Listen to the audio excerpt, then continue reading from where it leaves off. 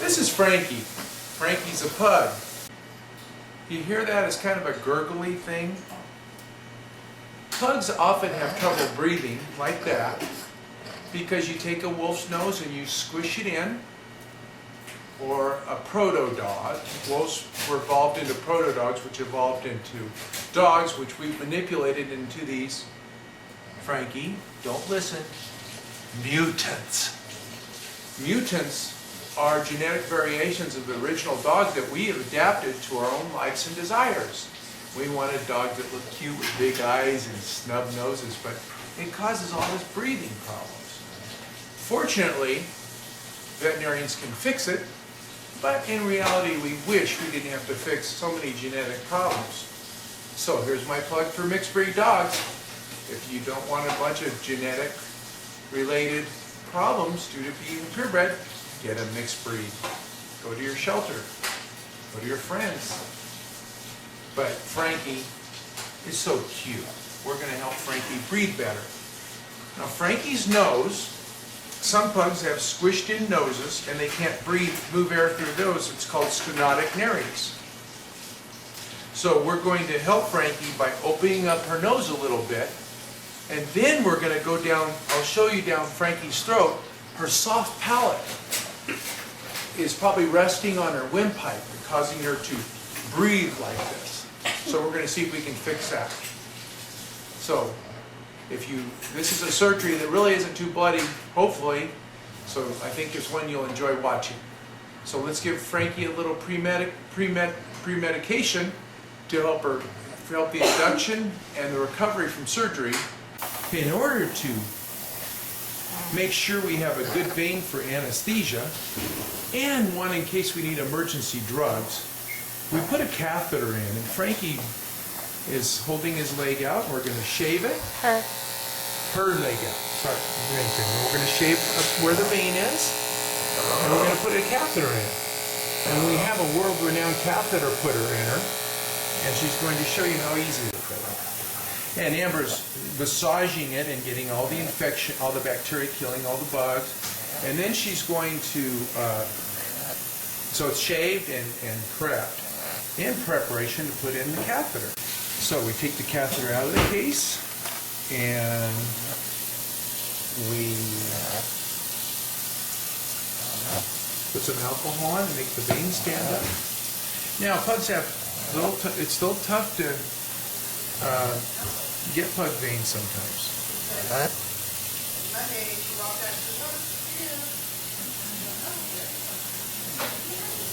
So advance the catheter in, and then we pull it out, and then we manipulate the catheter a little bit. Frankie has his catheter in now. We got blood on the other one, and we introduced it into the vein, the plastic, and we wrapped it up with tape. We're going to use propofol, which is the anesthetic that for pugs is better because it goes in and out of the system very rapidly. And we have to be careful with Frankie because he can't breathe anyway, so we have to be quick about putting the tube in when he starts to get sleepy. Huh, Frankie? You feeling sleepy, Frankie? Yeah, Frankie's feeling sleepy now. So Frankie's now very, very sleepy. Put the trachea tube in there. And now Frankie's breathing very, very good. But before I put it in, he wasn't breathing too good because the soft palate, which is, it's that big old wad of tissue, is getting in the way. So now Frankie's all anesthetized. You can see Frankie have his head elevated, her head elevated with the little gauze around her canines. The tracheal tube's in there. If you look down at the monitor, her heart rate is nice and regular, and her breathing is good. So now what I'm going to do is I'm going to look down Frankie's throat. And I'm going to grab the edge of the soft palate that I'm going to cut. This is the soft palate that's long. What I did is I pulled it out like that. I'm going to use suture to keep it elevated so I can control it. So what this is it isn't suture that I'm going to sew something up, it's just suture that I'm using to make sure I can grab it if I have to. So I'm going to put one there, and then I'm going to go on the other side. So now, this is I have it where I can grab it. Now if I had to pull it out, I can pull it out and control it like that. That's the pellet. And now I'm going to cut off the piece that we don't want.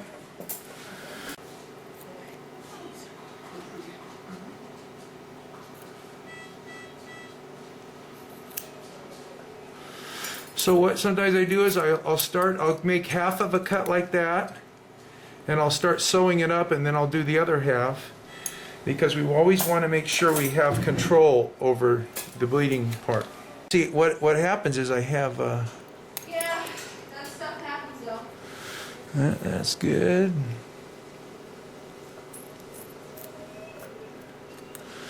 Okay, so the windpipe's down in there, but now the pellet's shorter, it won't be to have that big hangy piece.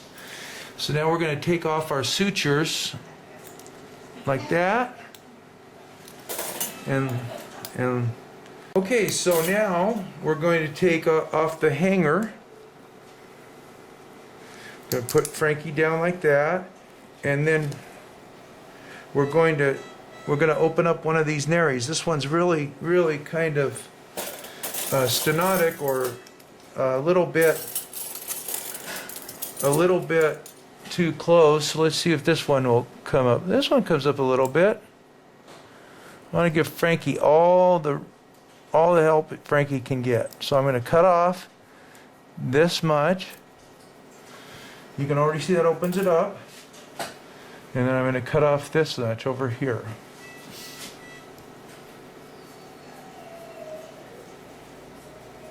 Got to make it match. We don't want to say that Dr. Martinez caused Frankie to be lopsided. Okay, so then I'm going to sew it up with some suture, and we're done. Push this closer to you so you can help you too. And then so I'm going to take a suture through the hard nose. And then I'm going to sew up to the bottom of the membrane.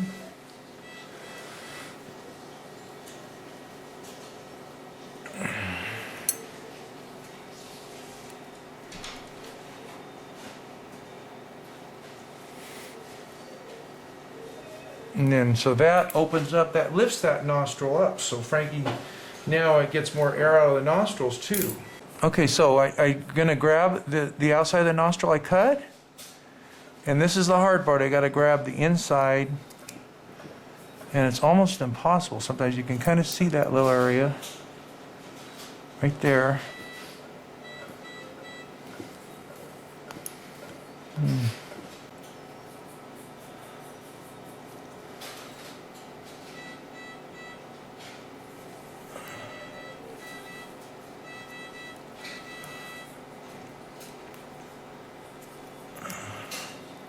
Then I cut the knot pretty close. So Frankie's starting to get new breathing holes. The holes are now a little. Okay. So we're done with Frankie's surgery. We took off a piece of his palate. Doesn't look like much, but it's all contracted now, and we're gonna wait to wake up Frankie. This is the most difficult and scary part, because if pugs who have problems breathing anyway get swelling in the back of the throat, they don't wake up well. So we're giving Frankie, as Frankie wakes up, we want to take the tube out at the last minute. So we're giving Frankie some cortisone right in the veins so there's no swelling. And you can see Frankie's breathing well, and we still have the breathing tube in. Now Frankie just had a little tiny bit of pre-medication to make her just a little woozy, and then she had her anesthetic, so she should be coming around pretty fast. So Frankie's eyes are still sideways. Oh, Frankie's come forward. She's saying, "What the heck happened to me? I was just sleeping a minute ago." Hi, Frankie. So we'll give you a while until she really starts chewing and fighting the tube, because we want to make sure she has all her consciousness around, so she's breathing hard through the tube, and her tongue's pink. She's looking around, she's thinking, what is that in my mouth? Okay, so now is the cuff, I deflated it is it already. inflated? Okay, we can take it out now.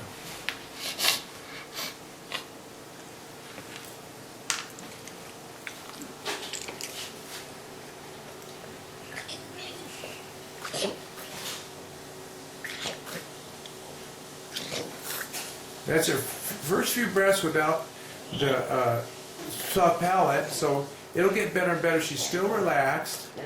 but what'll happen is the swelling, it's still swollen. When the swelling goes down, she should breathe better and better.